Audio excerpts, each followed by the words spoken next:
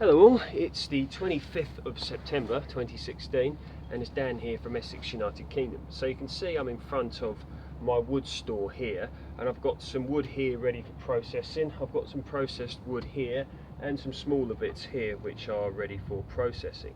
So what you have to think of with regards to sort of how you're going to process your wood is ultimately where you're going to store it and how you're going to cut it and where you're going to season it. So wood generally has to be 20% moisture or less before you can burn it.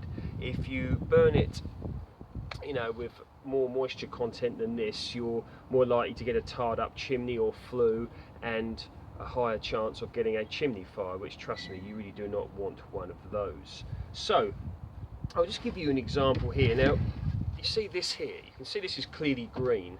Now this is Sycamore and it was only taken out of the tree about a week and a half ago, so you can see that this is very fresh wood. Now you really wouldn't want to burn this because if you could burn it, it would probably just smoke and it would create an awful stink, and you really would not want to be doing that, and it wouldn't exactly help with keeping your chimney or your flue clear. So you don't want to be burning wood like that.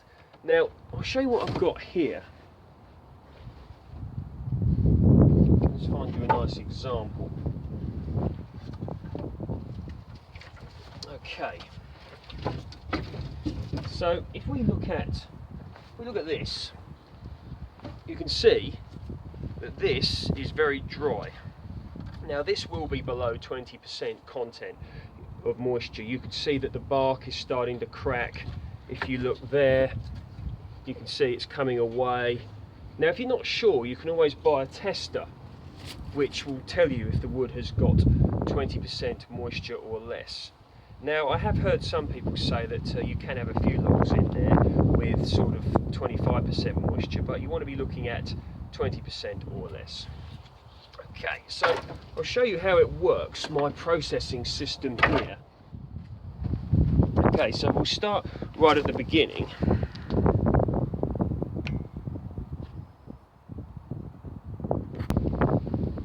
Okay, so this is at the beginning.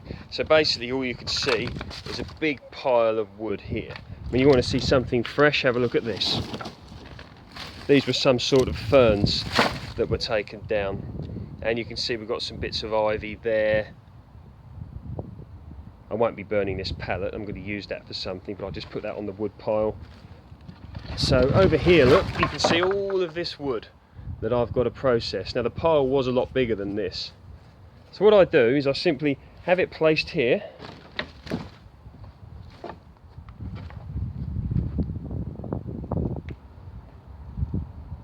and then I bring it to my wood processing area. So you look here,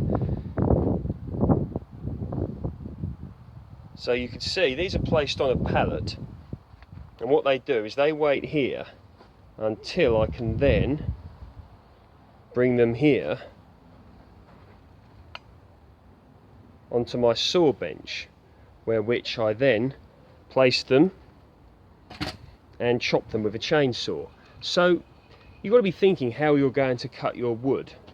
I like to use a chainsaw because it's not a specific tool bought for this job, so it can be used for other things as well. But you can get like very nice sort of circular saws nowadays, either petrol or electric, which can be very good, and to be fair, they're probably more efficient than using a chainsaw, certainly time wise, because you'd literally just go straight through with it. But I'm not prepared to purchase one of those just for sort of domestic use really at the moment.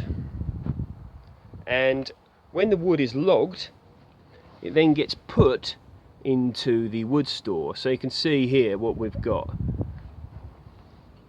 See that's ready to burn. You can see when it starts to peel away, that's ready to go, and it's very light as well. This is a bit of willow. Willow burns very hot and can spit, so you've got to be very careful. But there's an assortment of wood here. We've got, as I stated earlier, we've got some Sycamore, we've got some Budlea, we've got some Plum and Willow, amongst some other things as well, and ivy. Here we go. This is some mature ivy. And look at that. Now the bits up here, these are the longer bits, which I've placed here, longer and thinner bits, which I kind of tend to use as sort of more kindling, if you want to call it that. And what you do is you just let them dry once again, and then cut them as you need them. So it's generally recommended that wood is seasoned for about 2 years before you burn it. Some wood, such as eucalyptus, I have been told needs longer, like 3 years. I mean, it's not recommended that you burn eucalyptus, actually, I've been told by a respected person in this industry. But he has told me that you can burn it after 3 years, but don't take my word on that. You need to do your own research to find out if that's the correct information. And he also told me that you mustn't burn conifers, certainly not in a wood burner, because the resin can build up in the flue and then result in a chimney fire, so we don't want that. So this is the Woodstore from the front. It's more like a compound, so you can see the thinner bits ready for processing at the top, and you can see the side bits like down there where more logs have been placed. Now you're wondering what this is underneath here. This is just some hardcore that I'm keeping here for the time being, ready for a future project. Now this wood store was built not by myself but by a relative who's far better at carpentry than I am. It's very solid construction, as you can see, and it's also got a felted roof because I like things to last.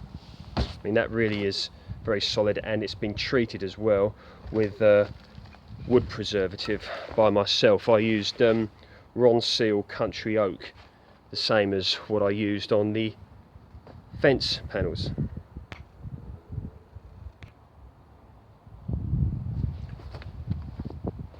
So there you go, that's how I process my wood for my wood burning stove. I've got an Arrow Ecoburn 5, which is a 5 kilowatt stove, and it does let off a nice amount of heat.